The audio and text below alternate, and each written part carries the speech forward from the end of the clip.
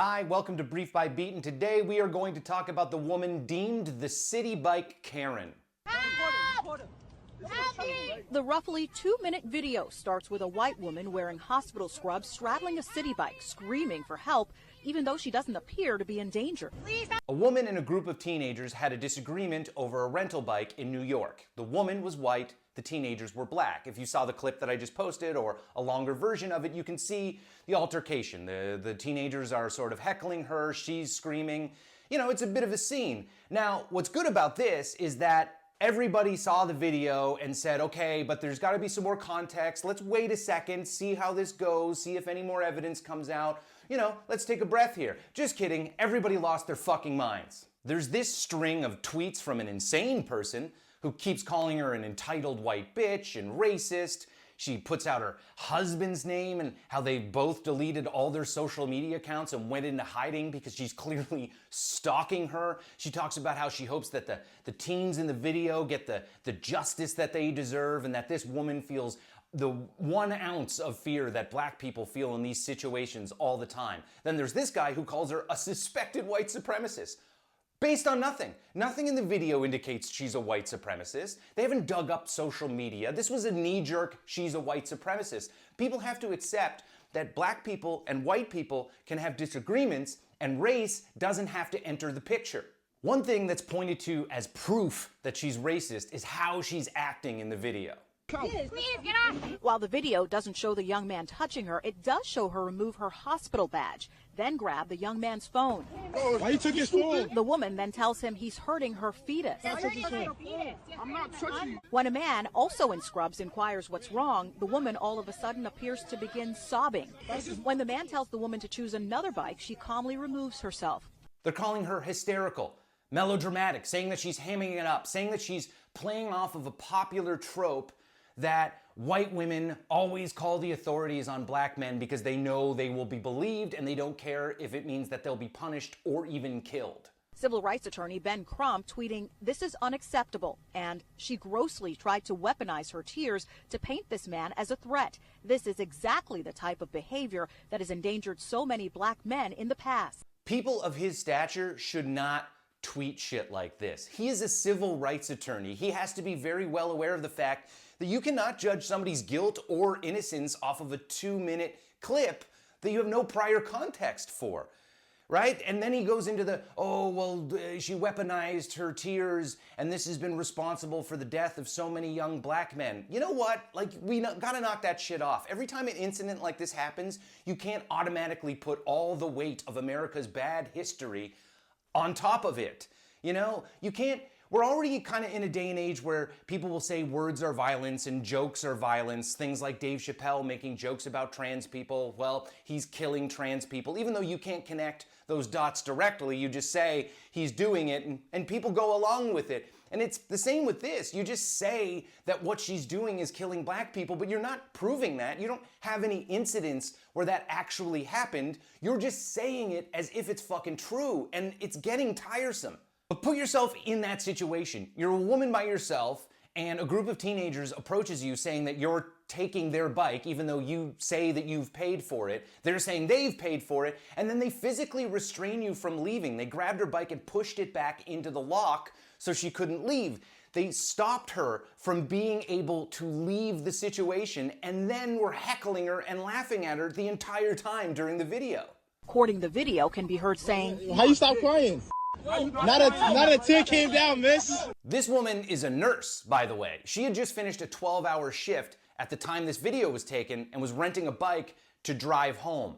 So 3 years ago, you guys were all banging pots and pans for her because she was a hero. But now she's a white supremacist because of an argument for which you have no context.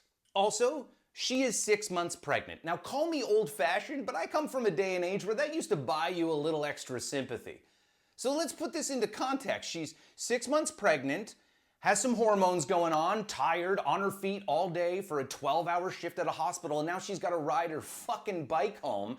She thinks she's paid for the bike. These guys say she didn't. They're physically restraining her. Do you think that might have been what had an impact on how dramatic she was being? And in a day and age where people talk about receipts and how I got receipts and I got emails and text messages, those are receipts. Well, this woman went out and provided actual receipts.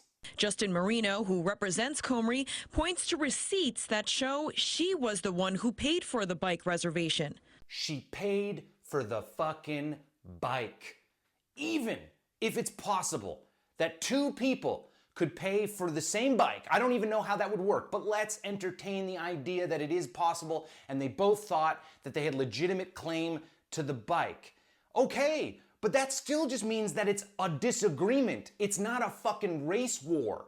Her place of employment put her on a leave of absence for this video because the video went viral on Twitter, and with no evidence whatsoever, people claimed that she was racist. All they were basing it off of was that she was white and they were black. That was it. So now she's on a leave of absence.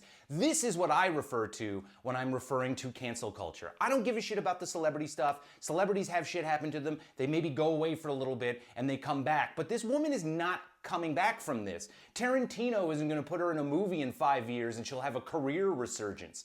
She had to delete her social media. People are doxing her online. She's in hiding, has a leave of absence, had to hire a lawyer. This woman is fucked. Good morning, ladies. The attorney says his client has been getting threats, that people are showing up outside her house, adding that someone even sent her a picture of her front door saying, "I'm here for you." A local news affiliate also found out where this woman lived, went to her apartment, tried to knock on her door to interview her, and then interviewed her neighbors. And this is what one of her neighbors had to say. That she's viewed as a victim because she's white, and she thinks that. That's obvious in this America that we all live in. She says that white women playing the victim is the America that we all live in right now. Well, let's look at some of the examples of incidents that she's referring to. Would you please stop? Sir, I'm asking you to stop. Please don't come close to me. Sir, I'm asking you to stop recording me. Please don't come close to me. Please take your phone off. Please don't come close to And me. I'm taking a picture and calling the cops. Please call the cops. Please call the cops. I'm going to tell them there's an African-American man threatening my life. Please tell them whatever you like. That's Amy Cooper, dubbed the Central Park Karen. Her video went viral when she said that a black man was threatening her in Central Park in May of 2020. If you really want to get a good breakdown of some of the backstory of what actually happened that day, you should listen to Barry Weiss's podcast. You can find it on Apple Podcast. She does a really good breakdown, has a guy who did some very good investigative journalism into the story, but I'll try to do some bullet points for it here. Christian Cooper, the bird watcher in this situation, has a history of altercations with people in Central Park and their dogs. He doesn't like that people walk their dogs off leash in this part of the park, so he carries dog treats around. He's taking matters into his own hands. But in these other altercations, they kind of go sideways sometimes. There was a guy that he was engaging with who got so mad at Christian Cooper that he shoved him to the ground. Now, obviously, Christian Cooper didn't film this incident, so we don't have the video. It didn't go viral, but also the guy who shoved him was a black guy. No one would have cared. That's the problem with these stories. We only seem to care if it's white people involved, and they have to be involved in a very particular way. Christian Cooper, by his own account, threatened her. He posted on social media saying, "I told her, if you're gonna do what you're gonna do, then I'm gonna do what I'm gonna do, and you're not gonna like it." And then he took out dog treats and tried to call the dog over. Now, we all saw interviews with Christian Cooper. He seems like, honestly, a nice guy. He doesn't seem like a violent, scary person. But in this situation, you don't know this guy. He's made an open-ended threat, and he's trying to get your dog to come over. You're a woman by yourself. It's May 2020 in the middle of the pandemic. You might be flustered. The part of this story you can't parse is the fact that she said, "I'm going to tell them that there's an African-American man threatening me." The implication there that she was very well aware of is that this is going to be worse for you because you're black. And that's not cool. It's more than not cool. It's shitty. And Christian Cooper was in the right. She was walking her dog off leash in a part of the park where you had to have your dog on the leash. The only point of me bringing all this up is that the story is still more complicated than most people think that it is. And yes, I think that there was an element of racism to what she did. But look what happened. She lost her job. They took the dog away. She's in hiding. Her life is over. Does that seem like an adequate punishment for what she did? Isn't there a way that she could learn from this and not be completely destroyed? Another situation is this manager at a Chipotle's restaurant telling these black guys that they have to pay before they can order their food. You never have money when you come in We here, bro. never have money. We never got money. We got no money, bro. Look, can we just get our food? I might just run off with my food today, bro. Can we just get our food, I folks? just might run off with my food today, bro. Bro, apparently we ain't got no money. We ain't got no money. Bro, you know me. I pay here every freaking day. I pay for Let's my not food. even worry about that. Can we get our food? I didn't even see her before. Well, I've never seen. That's some crazy stuff. Somebody get your man. Well, I'm getting my food, bro. What? I'm doing this being mean. She's doing this making crazy accusations. Bro, what is this? She's doing this making accusations. You're talking about. Yeah. Y'all basically stereotyping us. Yeah. We don't pay. For what reason? For what reason? I come here every day. Cool, we can wait until they close. I'm about to be off on it. I'm about to be off on it. Can I get a burrito, bro? I don't like the stereotyping. I don't like it. Yo, hold on. Can we get our food though? So we gonna get served or? This incident got that manager fired. That's what always seems to happen. Fire first, find out the actual story later. The manager said that these guys had come in a couple of days before and didn't pay for their food.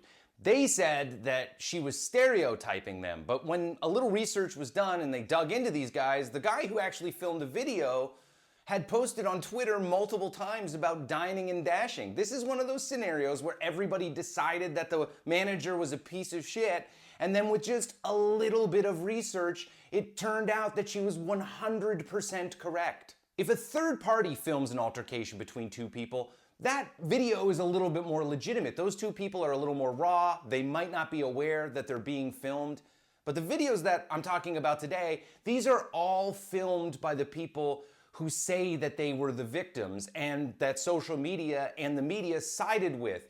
And you need to be skeptical when you are taking the word of the person filming, because they get to decide when the record button is hit. They can completely change their demeanor. In every one of these situations, they could have been acting 100% different beforehand, decided to turn on their phone, calmed down, and made the other person look like a fucking psychopath. Can we go back to human beings just disagreeing on shit in public without somebody bringing out a phone to film it? What happened? Why is this always the action that people take? And they act as if it's a neutral act. It is not. Taking out your phone and filming a disagreement between another person, that's an aggressive act. Because we've all seen it before. If you're the person who's being filmed, you have no idea if you're going to be the news story of that day. That's why you always see these people grabbing for the phones. Does show her remove her hospital badge, then grab the young man's phone. Why you took his phone? Ask me to stop recording you. Please don't come close to me. Please take your phone off. Please don't come close to me.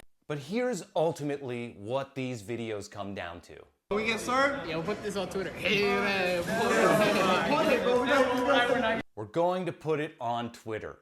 That's it, man. That's what people want to do. They want to put videos out to go viral. If you actually watch this video again, knowing what you know now, knowing that she said they didn't pay a couple of days before, they're known for dining and dashing, does this look to you like a video of kids experiencing racism, or does it look to you like some kids who are pushing the limits, seeing what they can get away with, fucking around? Like, that's what it seems like, right? And if you just really remove the race from it, that's all it comes across as. This is the part that's terrifying right now.